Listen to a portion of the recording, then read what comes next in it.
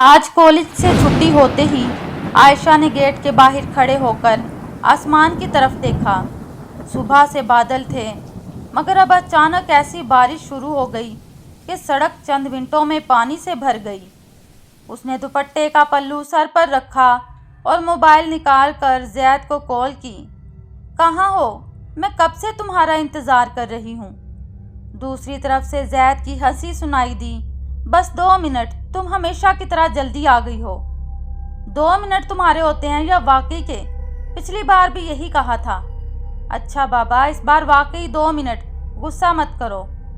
आयशा ने फ़ोन बंद किया और मुंह बनाकर गेट के साथ खड़ी हो गई। वो नाराज़ ज़रूर थी, मगर हकीकत ये थी कि ज़ैद की आवाज़ सुनते ही उसका गुस्सा ज़्यादा देर तक नहीं रहता था। चंद मिनट बाद एक बाइक पानी को चीरती हुई उसके सामने आकर रुकी। ज़ैद ने हेलमेट उतारा और उसे देखते ही मुस्कुराकर बोला, मेरी नाराज़ बेगम साहिबा, तशरीफ़ ले आएं। आयशा ने आंखें सुकेड़ कर उसे देखा। मुझे बेगम साहिबा कहना बंद करो, अभी हमारी शादी नहीं हुई। ज़ैद ने हंसकर कहा, हो जाएगी, तुम इतनी जल्दी किस बात की कर रही हो? मैंने कब जल्दी की? आयशा ने फ़ौरन नज़रें दूसरी तरफ कर लीं। ज़ैद उसके करीब आया और आहिस्ता से बोला, अच्छा तो फिर ये जो रोज़ मुझे कॉलेज से लेने के लिए आंखें दरवाजे पर लगी रहती हैं वो कौन है? आयशा ने उसे घूरा, बहुत बोलने लगे हो आजकल। तुम्हारे सामने आकर ही तो बोलने को दिल करता है। आयशा के होंठों पर मुस्कुराहट आ गई, मगर उसने उसे छुपाने के लिए फ़ौरन बाइक की तरफ रुख कर लिया। चलो बहुत हो गई बातें, घर देर से पहुंची तो अम्मी मेरी क्लास ले लेंगी। वो बाइक पर बैठ गई और ज़ैद ने गाड़ी आहिस्ता से सड़क पर डाल दी। बारिश अब भी तेज़ थी, इसलिए आयशा ने अपना दुपट्टा संभालते हुए ज़ैद के कंधे को पकड़ लिया। ज़ैद ने पीछे देखे बगैर कहा, गिरने का डर है या मुझ पर भरोसा नहीं? आयशा ने मुस्कुराकर जवाब दिया, दोनों में से कोई बात नहीं, बस सड़क खराब है। हाँ, सड़क ही खराब है। आयशा ने उसकी कमर के गिर्द बाजू डाल दिए और अपना सर उसके कंधे के करीब टका दिया।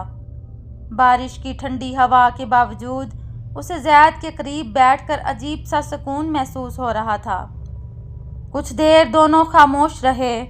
फिर आयशा ने धीमी आवाज़ में कहा, ज़ैद, अगर कभी हमारे दरमियान कोई बहुत बड़ी मुश्किल आ गई तो तुम मेरा साथ दोगे? ज़ैद ने इस बार मजाक नहीं किया, बल्कि सीरियस होकर बोला, तुम्हें मेरे साथ के बारे में कभी नहीं सोचना चाहिए। क्यों? क्योंकि मैं साथ छोड़ने वालों में से नहीं हूँ। आयशा ने उसकी बात सुनकर आंखें बंद कर लीं। वो नहीं जानती थी कि चंद ही मिनट बाद ज़ैद के यही अल्फाज उसके लिए खौफ की सबसे बड़ी वजह बन जाएंगे। घर जाने का रास्ता तकरीबन आधा घंटा था, मगर ज़ैद ने अचानक मेन रोड छोड़कर एक तंग सड़क पर बाइक मोड़ दी। आयशा ने फ़ौरन पूछा, ये कहाँ जा रहे हो? ये तो वो वाली गली है ना? ज़ैद ने जवाब नहीं दिया। ज़ैद, मैं तुमसे पूछ रही हूँ, यहाँ क्यों आए हो? उसने बाइक की रफ्तार कम की और कहा, शॉर्टकट है, 5 मिनट में पहुँच जाएंगे। आयशा ने परेशान होकर सामने देखा। ये वही पुरानी गली थी जिसके बारे में कॉलेज की लड़कियां अजीब अजीब बातें किया करती थीं। किसी ने कहा था कि रात के वक्त वहां एक औरत दिखाई देती है। किसी का कहना था कि उस गली से गुजरने वाले लोगों को अपने साथ किसी दूसरे शख्स के चलने का एहसास होता है। आयशा ऐसी बातों पर कभी यकीन नहीं करती थी, लेकिन उस वक्त न जाने क्यों उसके दिल में घबराहट होने लगी। ज़ैद, वापस चलो, मुझे ये रास्ता अच्छा नहीं लग रहा। बस थोड़ा सा रास्ता रह गया है। नहीं, प्लीज़ वापस चलो। ज़ैद ने उसकी आवाज़ में खौफ महसूस किया तो बाइक की रफ्तार कम कर दी। उसी लम्हे इंजन ने एक अजीब सी आवाज़ निकाली और बाइक रुक गई। ज़ैद ने दोबारा स्टार्ट करने की कोशिश की। एक बार, फिर दूसरी बार, फिर तीसरी बार, مگر بائک بالکل خاموش رہی۔ عائشہ نے فوراً زید کا ہاتھ پکڑ لیا۔ کیا ہوا؟ پتہ نہیں، ابھی تو بالکل ٹھیک چل رہی تھی۔ بارش کی آواز اچانک جیسے بہت دور سے آنے لگی۔ زید بائک سے اترا اور اسے اسٹینڈ پر لگانے لگا۔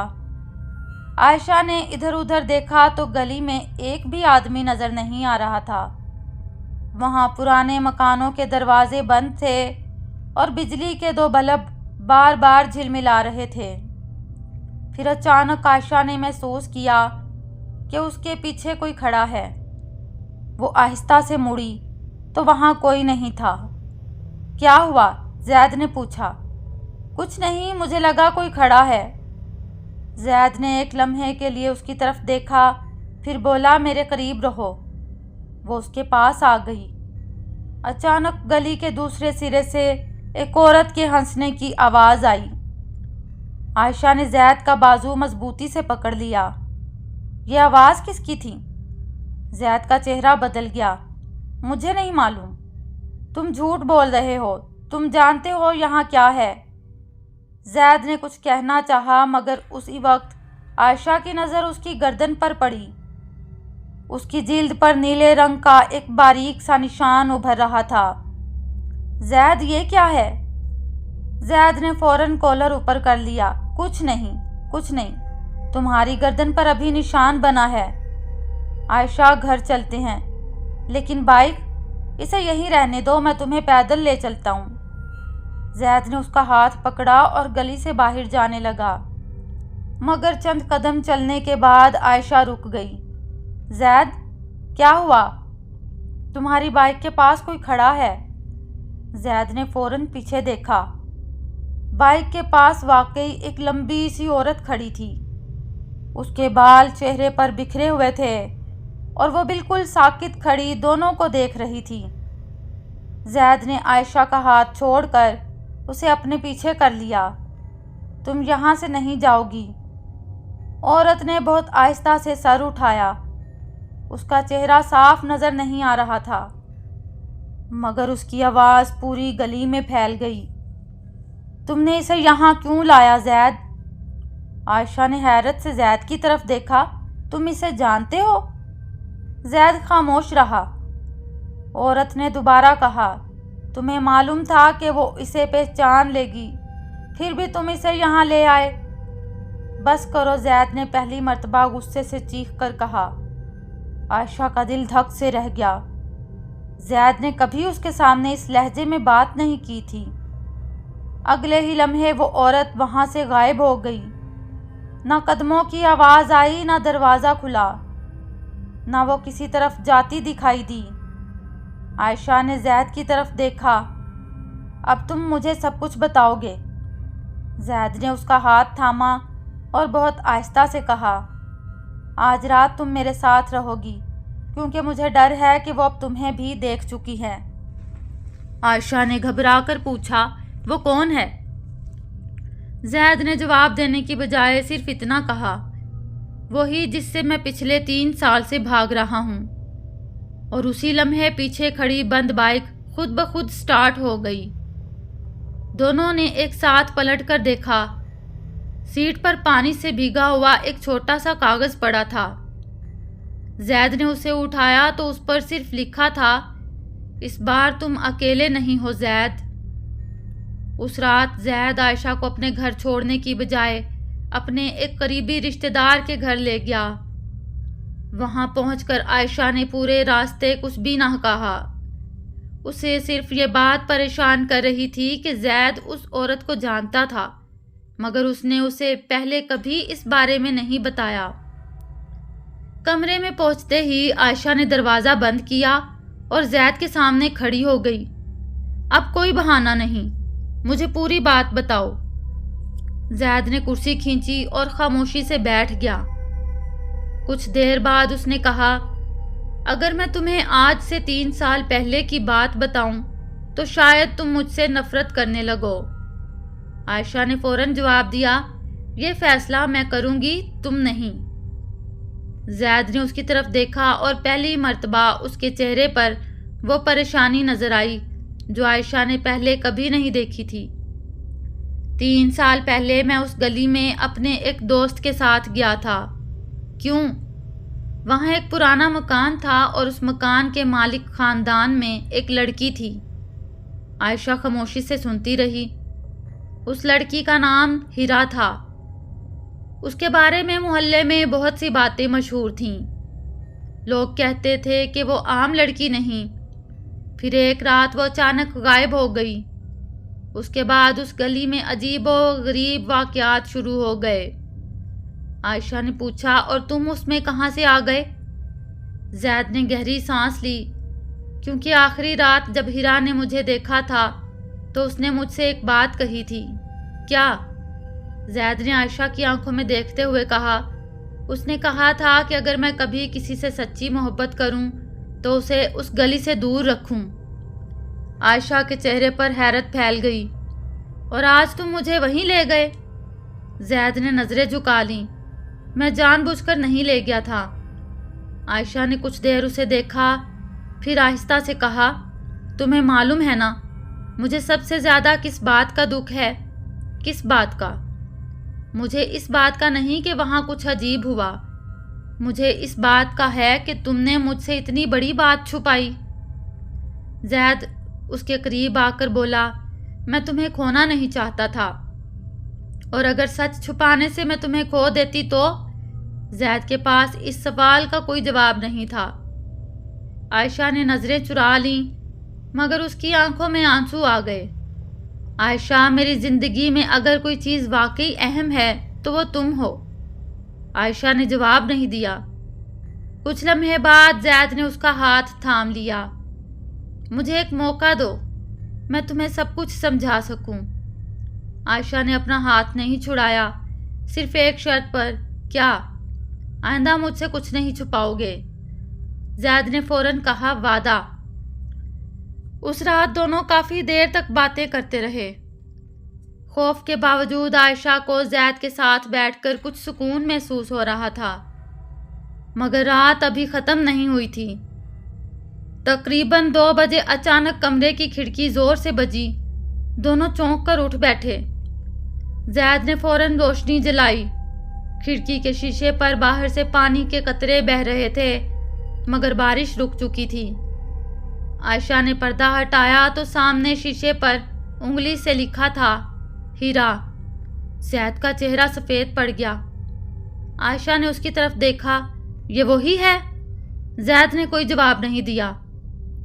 اچانک کھڑکی کے باہر سے عائشہ کی اپنی آواز سنائی دی، زید۔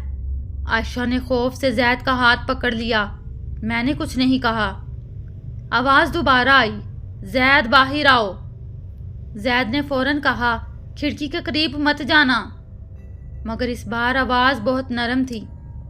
عائشہ کو مجھ سے بچانا ہے تو باہر آؤ۔ زید ایک دم رک گیا۔ عائشہ نے اس کا بازو پکڑ لیا، کہیں نہیں جاؤ گے؟ زید نے اس کی طرف دیکھا، اگر وہ تمہیں نقصان پہنچانے والی ہے تو ہم دونوں مل کر اس کا سامنا کریں گے۔ زید کے چہرے پر پہلی مرتبہ ہلکی سی مسکراہٹ آئی۔ تم واقعی بہت ضدی ہو، عائشہ نے آنکھوں میں آنسو لیے کہا، اور تم واقعی بہت بے وقوف ہو۔ مجھے اکیلا چھوڑ کر ہیرو بننے کا شوق ہے تمہیں؟ زید ہنس دیا، مگر اگلے ہی لمحے کمرے کا دروازہ خود بخود کھل گیا۔ دونوں کی نظریں دروازے پر جم گئیں۔ باہر راہداری میں اندھیرا تھا۔ فرش پر گیلی مٹی کے نشان بنے ہوئے تھے، جیسے کوئی بارش میں بھیگے پاؤں کے ساتھ ابھی ابھی وہاں سے گزرا ہو۔ نشان آہستہ آہستہ کمرے کے اندر آ رہے تھے۔ عائشہ نے زید کا ہاتھ مضبوطی سے پکڑ لیا۔ قدموں کے نشان ان دونوں کے سامنے آ کر رک گئے۔ پھر ایک عورت کی آواز سنائی دی، زید، تم نے اسے سچ بتا دیا؟ زید نے بلند آواز میں کہا، اسے اس سب سے دور رکھو۔ جواب میں ہنسی سنائی دی، اب بہت دیر ہو چکی ہے۔ اچانک کمرے کی دیوار پر ایک پرانی تصویر نمودار ہوئی۔ تصویر میں وہی سنسان گلی تھی اور اس گلی میں زید کھڑا تھا، مگر اس کے ساتھ ایک لڑکی بھی کھڑی تھی۔ عائشہ نے تصویر کو غور سے دیکھا۔ وہ لڑکی ہیرا تھی، اور تصویر کے پیچھے کھڑا تیسرا شخص دیکھ کر عائشہ کے ہاتھ سے موبائل گر گیا۔ وہ شخص زید جیسا ہی نظر آ رہا تھا۔